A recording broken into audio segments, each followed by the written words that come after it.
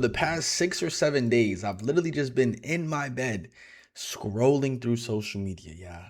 This has been the roughest week that I think that I've had to face physically and mentally. I almost lost my life, bro. That's not an easy concept to grasp. But I've been coming across a lot of Kanye West content as I've been scrolling, and I'm starting to realize that if him and I went to the same high school, we would be homies, bro. I'm genuinely starting to feel like Kanye West is just completely misunderstood. All these lash outs that he has on social media has a cause. The people around him trying to manipulate him, the people around him trying to put him on medication, the people around him trying to tell him that he's crazy. I would be going crazy too, bro. I would be lashing out too, bro. Except me for me. Now, in today's video, okay, the truth about Kanye West's downfall is a lot darker than you think. Make sure you guys do leave a like down below. Subscribe if you haven't already. But check this out, y'all. It doesn't matter. Am I lying? It do matter!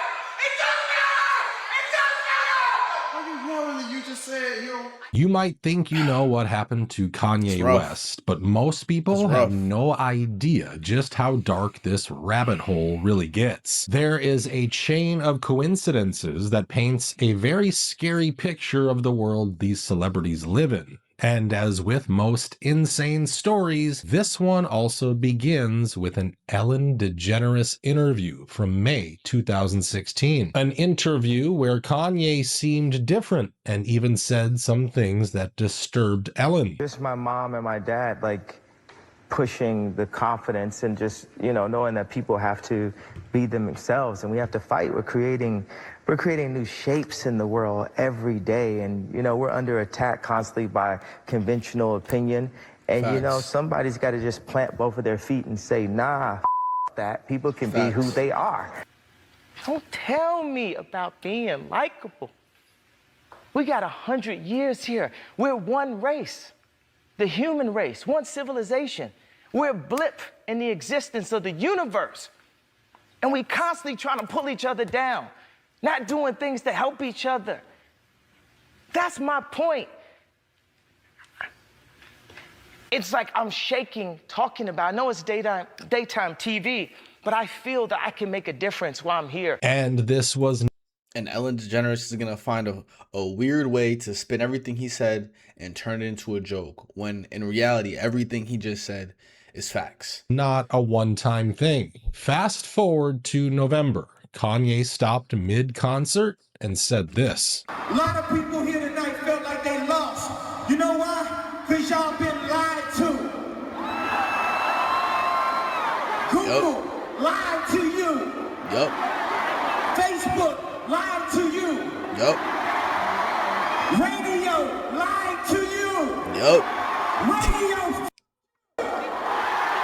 Some people think this was the point. They think Kanye went too far here and exposed too much. Because 2 days later, Kanye abruptly canceled his St. Pablo tour, and on the same day, he was at his trainer, Harley Pasternak's home. Something happened, and Harley called a doctor and then 911. That was the first time Kanye West was institutionalized, and he remained in the hospital for 9 days. We start this half hour with word that Kanye West is waking up in a Los Angeles hospital where he's now under observation, reportedly for exhaustion and stress. This on the heels of a bizarre and abrupt end to a concert over the weekend. When he came back, people noticed that he was once again the superstar who knew his limits, who didn't go too far. But people think it all fell apart after his divorce from Kim Kardashian. Because in October 2022, Kanye sat down with Tucker Carlson and I'm not gonna lie, yeah, that Kim K situation, it wasn't even a divorce, it was literally a castration. It was literally Kim Kardashian trying to emasculate Kanye West publicly. This is what we see happen time and time again. She literally made it a public display to say a man cannot be a father. A man has no right to see his children if the woman doesn't want him to. What type of example do you think Kim Kardashian is setting for an entire generation of feminists? And what kind of example do you think it's setting to all the kids who are looking at Northwest growing up without a dad. Like, this is a lot deeper. Understandable. People grow apart. Understandable. People change. I get that. But the castration of Kanye West publicly was done with intention, bro. It's just this again called out some people. Compress him. Like, my dad is the most brilliant person that I know, and we actually have a strained relationship because I was taken from him because my mom was an actress, so she was a liberal. And my dad would see certain things and say, you know, we should do it this way, we should do it that way. And the people got around my mom and pulled her away, much like, AKA Kim K, Northwest, and Kanye West with his kids. You know, Kim is a Christian, but she has people who want her to go to Interview Magazine and put her ass out while she's a 40-something-year-old multi-billionaire with 4 black children. And this is how fashion wants to, how they want to present her. And then after talking to them and really sitting with Jared and sitting with Josh and finding out other pieces of information, I was like, wow, these guys might have really been holding Trump back and being very much a handler right then. They love to just look at me or look at Trump like we're so crazy and that they're the businessmen. Of course, the interview went viral and people could not stop talking about what Kanye was saying. But then, at the start of November, Kanye released messages from his trainer, Harley Pasternak. Messages that painted a very strange picture of their relationship. So, let me read these Harley texts. This is how he was spending. This is a trainer, but come to find out, he was actually Canadian intelligence, but this is my trainer. So this shows you the kind of handlers that are around the superstars of California, right? So it says, I'm going to help you one of a couple ways. First, you and I sit down and have a loving and open conversation, but you don't use cuss words. And everything that is discussed is based in fact, and not some crazy stuff that dumb friend of yours told you or you saw in a tweet. Second option, I have you institutionalized again, where they medicate the crap out of you and you go back to zombie land forever. Play date with the kids just won't be the same.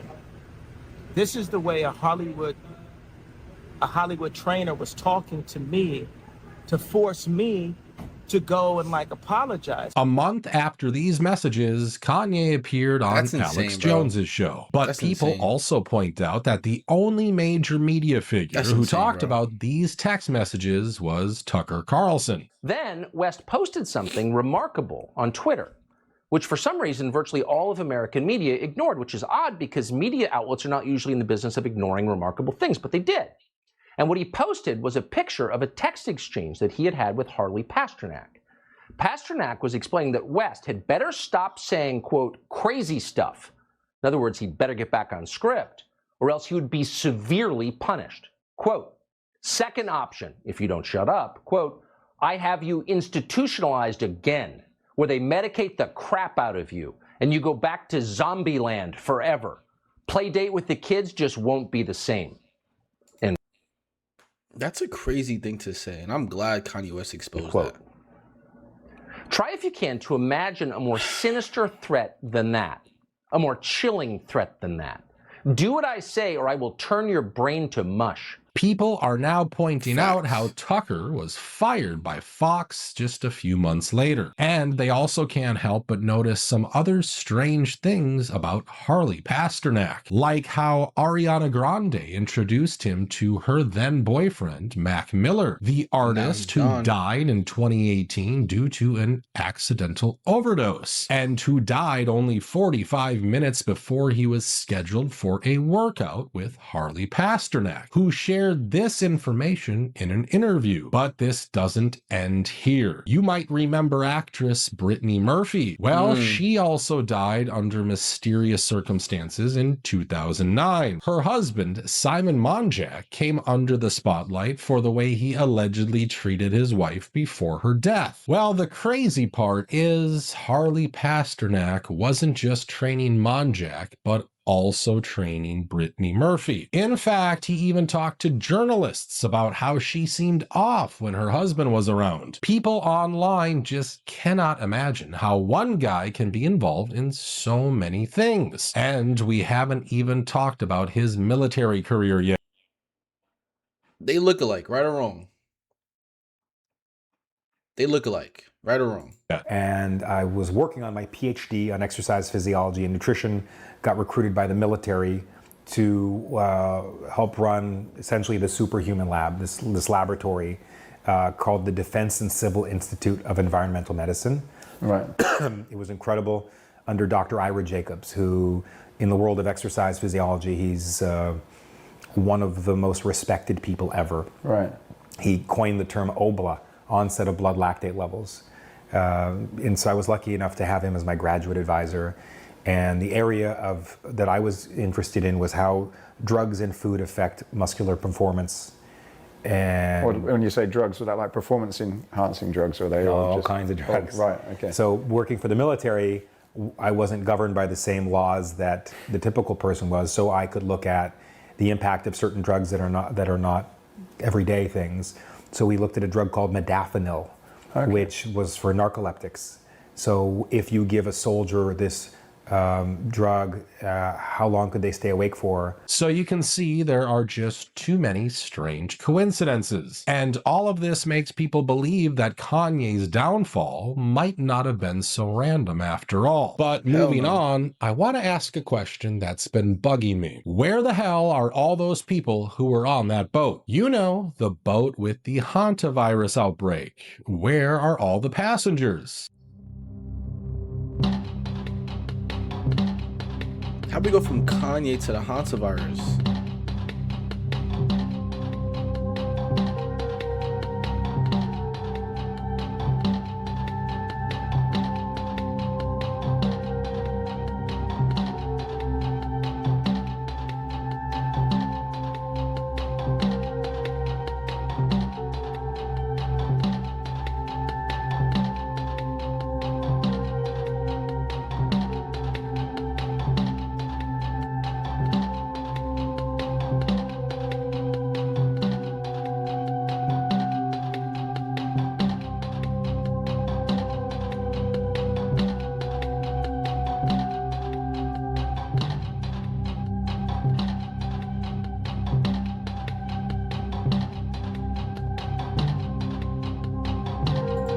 This was such a thing, bro, and then it's just not anymore. Because the fear, like, that's the bro. This is how I. If you ever in your entire life question if you are living in a simulation, just follow one topic conversation and then realize how it disappears forever, bro. Just follow one and then watch how it disappears forever, bro. Epstein came and went, now it's gone. No one talks about this shit anymore. Hantavirus came and went, now it's gone. No one talks about this shit anymore. Just follow, just choose one topic, bro. Choose one topic from this channel and just follow it. And notice how it disappears. Notice how no one talks about it in a couple of months, how in a couple of weeks it starts to dissipate, and then it's almost as if it doesn't exist. It's like they program your mind to focus from one thing to another thing, to another thing, to another thing, to another thing. It's literally a distraction, bro. Every single movie that I have ever watched about how they use media to control the masses proves itself on a daily basis. It's actually kind of crazy. It's actually kind of crazy, but it's just proof that we live in a simulation, bro.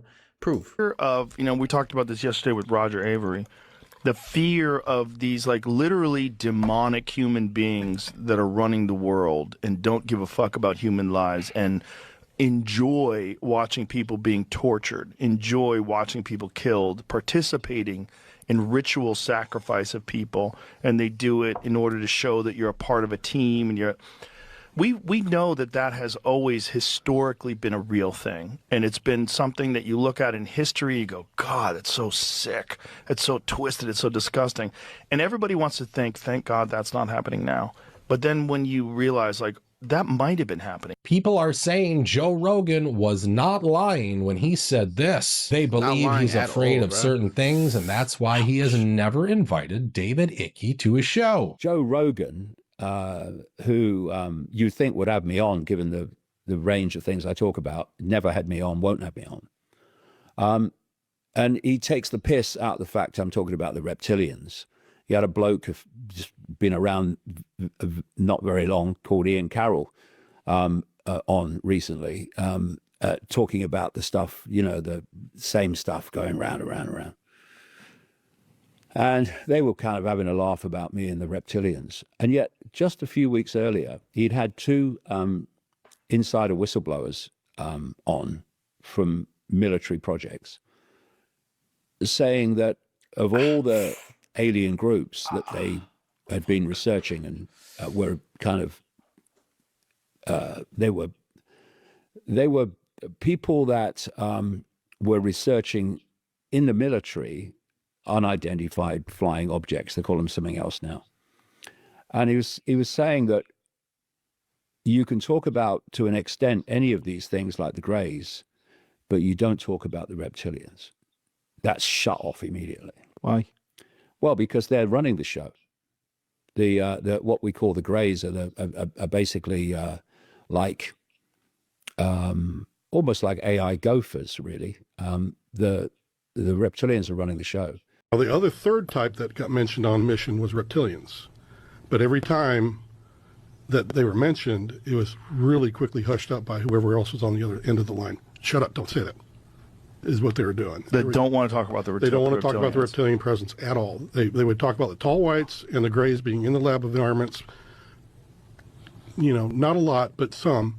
But these reptilians, it was like nobody wanted to talk about it. Was there any sort of an explanation that anybody give you of why they don't want to talk about it? No. The only time I got any inkling was that when I, was out of the program and other people started to talk to me about all the different, things. And they're like, well, how many races are there? I don't know. But some people talked about the reptilians. They're like, do you realize that these are evil? Now, I really have no idea how we went from Kanye West to reptilians, but I really think it all falls under the same category nonetheless, to be honest. Because it is these evil energies, these evil presences on this earth that cause for the handling or for the manipulation of people like Kanye West. You know how evil you have to be to take someone's pure God-given talent and then try to ruin it? That's like me going to the little girl in middle school who can sing at the talent show, and then she goes to church when she's in middle school. She sings in the choir and is beautiful, and then making me or making her turn into someone like Katy Perry, bruh. That's purely demonic. Grooming her to becoming someone like Cardi B, bro.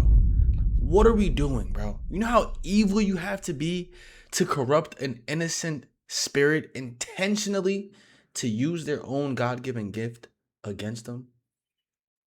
Look, yeah, I'm going to end this video here. If you guys did enjoy, make sure to leave a like down below and subscribe. And I'm going to catch you guys in the next one, man. Peace.